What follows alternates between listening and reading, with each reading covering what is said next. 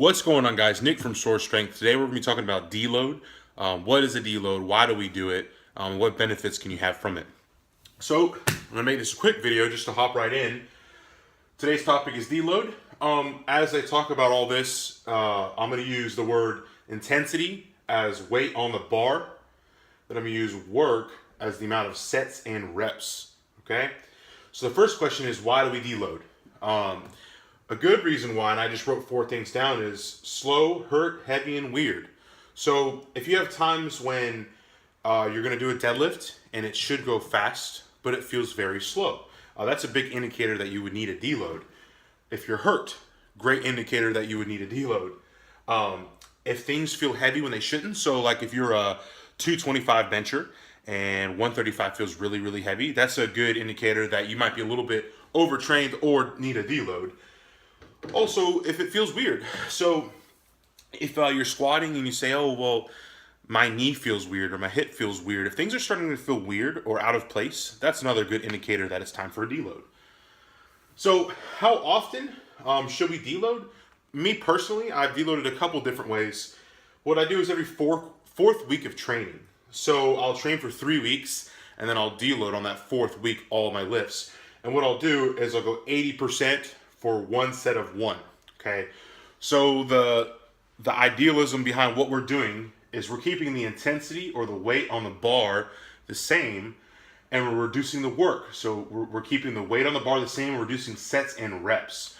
So the reason why I think that works for us and why it could possibly work for you is I'm always working between the 65 to 80 percentile range. If I were to deload and go to like 40% and do a lot of speed work with bands and chains and all that stuff, well, on that 5th week when I return back to doing my normal stuff, everything's going to feel heavy because I haven't touched anything heavy. So by keeping it 80%, the intensity the same and the work or the sets and reps low, I'm still living in that 80 percentile range of muscle building and what feels comfortable for me. So whenever I come back to it, it feels normal. And by reducing the sets and reps, not only do I get a break, but my knees, my ligaments, my muscles, my joints, everything takes a break for rep and load and load and rep and load. So by doing all that, I'm coming in so strong the next week, but I'm still used to handling the heavy weights. So the benefits of doing a deload, obviously you come back better, but it gives you a great opportunity to work on your general fitness, right? So we spend an incredible amount of time working on the barbell lifts, which doesn't leave a lot of time to do stuff like bro stuff or bodybuilding stuff. So whenever we're doing the 80% for one set of 1, if I normally was going to do 10 sets of 5 and so on and so forth, well, that's a great opportunity to work on the things that I don't get the chance to. So we don't curl like really ever. But we do on deload because it's a good opportunity because we have the time. We still want to be in the gym and working hard, but we're taking a break, a quote unquote break from the barbell movement. And then also the quality of reps, okay? So if you take 2 people, person number 1 deloads every 3rd week or 4th week, and person number 2 doesn't. The biggest benefit from the deload is that we can agree that 5 sets of 5 and 5 sets of 5 at 135 is the same, no matter who you are, right? Well, by taking the deload, I'm able to come in and do the 5 sets of 5 at 95% effort, whereas person number 2 can only put in 70% effort. So the answer is that you do not have to deload. You really don't even have to do it ever. But by doing the deload, when you come back, you're able to put maximal efforts into the lifts. And everybody could agree that you would want to put in 95% effort over 70% effort. So once again, by taking the deload, I'm resting and then I'm able to come back and put as much effort as possible into the lift. And I'd rather do 5 sets of 5 with almost 100% effort versus 70. The reps will look better. The bar speed will be better. It'll make me more confident going into the following weeks. So there is some special considerations. You have age, weight, life stressors, and training age, okay? So if I'm 50 years old and somebody else is 20 years old, we might have to deload at different times. If I weigh 500 pounds and then my training partner weighs 100 pounds, the intensity on the bar is going to affect us differently. So if I weigh 100 pounds and I'm squatting 200 pounds, the intensity is going to affect my ability to recover. Whereas if I weighed 500 pounds and I was only squatting 225, that's not a lot. That's not a big stimulus for me because my body is so heavy. Life stressors, that's a given. And then training age. So if you've been training for 1 year versus 6 years, if you've been training for 6 weeks, you probably don't need to deload.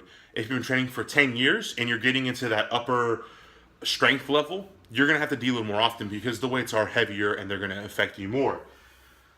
Those are the important things. These things I have down here in black are more specific and maybe don't apply to every person, but it's just something to think about. So you have SRA or SRA curve, and that's your stimulus recovery adaptation, and then MRV, which is your maximal recoverable volume. So, and that will go as well with specificity. So somebody who does the snatch or clean and jerk and is an Olympic lifter, they have to train that almost every other day, maybe every day, to not lose technical breakdown. Whereas with a deadlift, you can go 4, 5, 6 days sometimes in between deadlifts. So those are things to consider depending on how specific you are, age, weight, and training age. Those are really going to be the most important things. So that's our take on the deload. I think it's something you can look online and find a lot of things about, well, 60% and 80%. The real thing is just to do what works for you and what makes you feel strong. I think 80% for a single every 4th week is something that most people could do. It's just enough, maybe too much, maybe too little. It's very hard to tell because it's gonna, like I said, depend on these special considerations. Now, for us, we train 3 days in a row, Friday, Saturday, Sunday, and that's it. So we need to deload every 4th week. If you're separating your training days, maybe you're training 4 days, but it's spread across the week. Maybe you'd only need to take that deload every 6th week or 7th week. So this is something that you have to play with. But you're going to have to find it out. There's a lot of weeks where we deload it differently. And I found that this way, because we keep the intensity the same and reduce the work, that we're able to stay fresh. So that's it for me, guys. I appreciate it. If you like the video, comment below. I can go more in depth about SRA and MRV and specificity. But I'll try to keep it simple. Follow me on Instagram at soars_strength. If you've made it this far for the video, I appreciate it, guys. Take care.